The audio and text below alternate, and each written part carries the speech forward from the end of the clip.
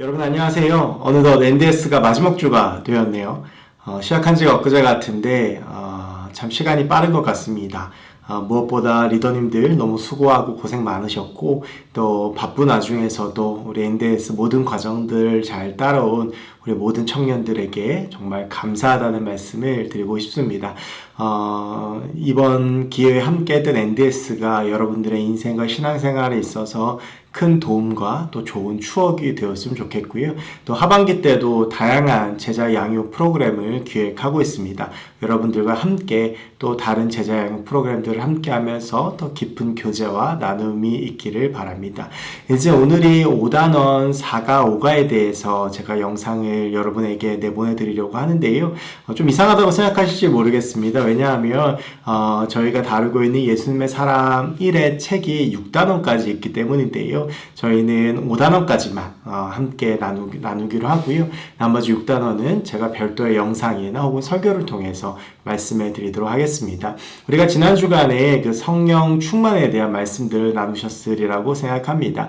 우리가 흔히 성령 충만하면 떠오르는 이미지들이 있습니다. 방언으로 기도한다라든지 은사가 나타난다라든지 하는 그런 어떤 눈에 보이는 기적들과 역사들을 떠올리기가 쉬운데, 그것은 사도행전 2장에서 마가의 다락방에 성령의 역사가 일어났을 때 방언으로 기도하는 일이 일어났기 때문에 그렇게 생각하는 경향이 강합니다만, 사도 바울 이외의 바울 서신들을 통해서 은사에는 다양한 것들이 있고 성령께서 우리 안에 들어오시면 하나님께서 허락하신 각자의 삶에 맞는 다양한 은사들이 발현된다라고 말한 바 있습니다. 여러분에게도 다양한 성령의 은사가 있을 것이고 또한 여러분에게 성령 충만의 증거 또한 충분하리라고 생각합니다. 이제는 우리가 어떻게 하면 더 성령 충만하고 우리가 어떻게 하면 더 성령에 붙잡혀 살 것인가에 대한 이야기를 나눌 차례인데요. 그러기 위해서 오늘 4가 5가는 하나의 주제를 여러분에게 이야기하고 있습니다. 그것은 바로 순종입니다.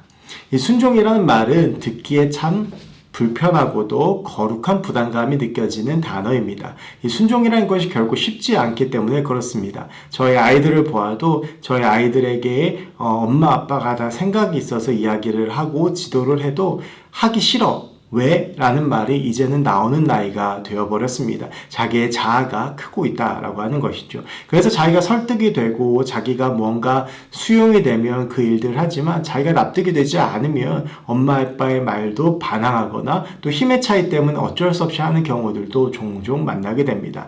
저는 그런 모습들을 보면서 하나님 앞에서 불순종하는 저의 모습을 발견하게 되는데요. 오늘 교재에서는 이 순종을 성령 충만의 조건으로 제시하고 있습니다. 바꿔 말하면 우리가 성령 충만하지 못한 것은 바로 순종하지 못하기 때문이다 라고 하는 것인데요. 그것은 우리가 순종할 때 우리 안에 하나님의 뜻이 온전히 이루어지고 그럴 때 우리 안에 하나님의 영이 온전히 임하기 때문에 그런 것입니다. 사도행전 16장에 보면 사도 바울이 소아시아로 선교를 하러 가려고 했으나 하나님께서 유럽으로 가라고 말씀하시는 것에 순종해서 모든 계획을 내려놓고 유럽으로 가는 장면이 나오게 되는데요. 거기에서 사도 바울은 루디아라고 하는 여인을 만나게 되고 그리고 그곳에 빌립보 교회를 세우게 됩니다. 후에 나타나는 빌립보서 말씀을 보면 이 사도 바울의 사역에 있어서 빌립보 교회가 굉장히 큰 힘이 된 것을 볼 수가 있는데요. 그래서 이 사도 바울은 감옥에 있으면서도 빌립보 교인들에게 편지를 쓰면서 기쁘다는 말을 계속 반복하고 있습니다. 만약에 그때에 사도 바울이 성령의 인도하심에 민감하지 않고 순종하지 않아서 자신의 계획대로 아시아로 갔다라고 한다면, 계속 자기가 사역했던 그 사역지로 갔다라고 한다면 아마 유럽 땅의 복음의 역사와 지형도는 바뀌었을 것이고요. 사도 바울의 가장 든든한 동역자가 되어주었던 빌립보 교회 탄생 역시도 하나님께서 어떠한 방법을 하셨을지 모르겠지만 늦추어지거나 없었을 수도 있습니다. 분명한 것은 바울이 빌립보 교인들에게 도움받는 일은 없었겠지요. 이렇게 성령의 음성에 민감하고 순종하며 하나님의 역사가 이루어지는 것이 성경의 방법입니다. 그리고 우리에게 역시도 마찬가지입니다. 우리가 순종할 때에 하나님께서 일하시고 우리 안에 하나님의 영이 가득하게 됩니다. 하나님께서 우리 안에 주관하시고 내주하시고 우리를 이끌어가고자 하시는데 내가 내 멋대로, 내 마음대로, 내 생각대로 살고자 한다면 결코 우리 안에는 성령 충만의 역사는 일어나지 않을 것입니다. 그렇다면 우리가 순종하는 방법은 무엇이 있을까요? 하나님의 음성을 듣고 하나님의 음성에 민감하게 대응하는 방법은 무엇이 있을까요? 사도행전 16장에서처럼 하나님께서 직접 말씀해 주시거나 꿈에 누군가로 나타나서 이야기를 해주고 환상을 보여준다라면 우리가 순종하기가 조금 더 쉬울 수 있겠습니다만 우리의 삶 가운데 그런 일들은 잘 나타나지 않습니다. 저는 오늘 여러분에게 이 성령의 음성에 순종하는 한 가지의 방법을 제안해 드리려고 합니다. 그것은 설교 말씀에 반응하는 것입니다. 제가 벌써 새청에 온 지가 3년이 되었는데요. 제가 새청에서 3년 동안 사역하면서 너무나도 행복하고 기쁘고 즐겁지만 마음속에 느끼는 한 가지 아쉬움이 있다면 그것은 설교 시간에 너무 반응이 없다는 것입니다. 우리가 흔히 설교 시간에 아멘이라는 말을 하는데 그것은 그렇게 될 줄로 믿습니다 라고 하는 뜻입니다. 그래서 우리가 설교 시간에 아멘으로 반응하는 것은 지금 선포되어지는 말씀이 그렇게 될 줄로 믿고 내가 순종하겠다라고 하는 결단의 표시이며 또한 신앙의 고백입니다. 그런데 우리 새청은 너무나도 말씀을 열심히 듣는 것은 압니다만 이렇게 하나님의 말씀에 반응하는 것이 굉장히 적습니다. 어쩌면 마음속으로 하나님의 음성을 들릴 때 이것은 지금 나에게 필요한 것이 아니라 저 내 옆에 있는 내가 지금 생각나는 그 사람에게 필요한 말씀이라고 생각하든지 아니면 내가 정말 듣기 좀 거북하고 불편해서 그 말을 거부하고 또 듣지 않던지 이런 여러 가지 마음의 작용들이 일어날 수도 있겠습니다만 내 마음속에 강한 찔림이 있으면 있을수록 그것은 하나님께서 나에게 강력하게 말씀하시는 것이라고 생각하는 것이 좋습니다. 예를 들면 지난주에 제가 선교와 돈의 문제에 대해서 설교를 했습니다. 어떤 분들은 그것들이 마음에 불편했을 수도 있습니다. 그런데 그 마음의 불편함이 어디서 오는지 하나님 앞에 잘 생각해 보셨으면 좋겠습니다. 하나님께서 왜 내게 그런 찔림을 주시는지 잘 생각해 보셨으면 좋겠습니다.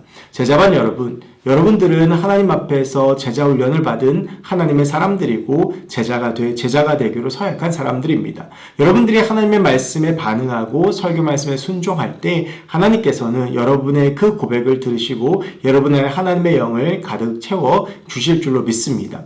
여러분, 제가 설교하기 때문에 조금 부끄러운 말이긴 합니다만 말씀 시간에 조금 더 적극적으로 반응하시고 여러분이 그 말씀을 나에게 주시는 주의 말씀으로 깨닫고 그 말씀에 순종하기 위해서 삶의 작은 부분부터 변화되기로 애쓰고 수고해 보시기 바랍니다. 그러면 그때에 성령의 역사가 우리 안에 가득하고 우리 안에 기쁨이 가득하게 될 것이라고 저는 믿습니다. 또 한 가지는 오가에서 이야기하고 있는 완전한 순종인데요. 거기서는 특별히 우리의 물질, 내가 가진 것이 누구의 것이냐고 묻고 있습니다.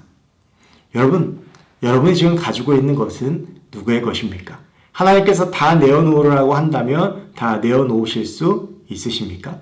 여러분, 바꾸어서 우리가 이것을 남녀간의 관계로 생각해 본다면 나의 남자친구가 나의 여자친구가 어떤 한 부분만큼은 절대 내 앞에 내놓지도 않고 그것을 달라고 할 때 절대 내놓지도 않다면 여러분의 마음은 어떠하시겠습니까? 적어도 제가 알고 있는 하나님이 여러분에게 전재산을 바치라거나 여러분의 가장 소중한 것을 내어놓으라고 하실 분은 아닙니다. 물론 필요에 따라서 하실 수는 있지만 아무렇지도 않게 아무런 이유도 없이 그런 일들을 또 그런 명령들을 하실 분은 아니라고 생각합니다. 하지만 중요한 것은 우리의 마음입니다. 내가 아브라함이라면 과연 100세대에서 얻은 내 아들 이삭을 내어놓을 수 있을까? 과연 나에게 정말 필요하고 소중한 것들 주님이 필요하시다면 내어놓을 수 있을까? 여러분, 마주하기 불편한 이 마음, 이 진실에 대해서 우리는 더 깊게 생각해보고 그리고 우리는 그것에 예라고 반응할 수 있는 하나님의 사람이 되어야 할 것입니다.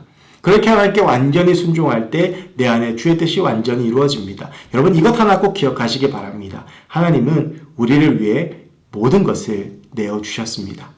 그런데 우리는 여전히 하나님 앞에 계산하고 있는 모습은 아닙니까?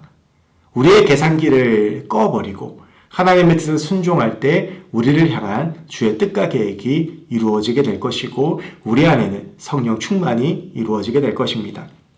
흔히 기독교를 버림의 종교라고 말합니다. 그것은 우리가 버리고 희생할수록 우리 안에 주의 능력이 나타나고 우리가 버리고 희생할수록 우리 안에 기쁨이 회복되어지기 때문입니다. 믿기시는 않겠지만 여러분, 성경에서 약속하고 있는 이 복을 누리시는 여러분들이 되셨으면 좋겠습니다. 특별히 이것 하나만큼은 내가 절대로 포기할 수 없다. 이것 하나만큼은 내가 절대로 하나님 앞에 내어놓을 수 없다라고 말씀하신 바로 그것을 주님이 원하신다면 드릴 수 있습니다 라고 고백할 때 하나님의 역사와 하나님의 뜻이 우리 안에 분명히 일어나게 될 줄로 믿습니다. 여러분, 그래야여서 우리가 정말 완전한 순종 가운데 역사하시는 하나님의 놀라운 뜻과 기쁨과 하나님의 승리와 능력을 경험하는 저와 여러분들이 되셨으면 좋겠습니다.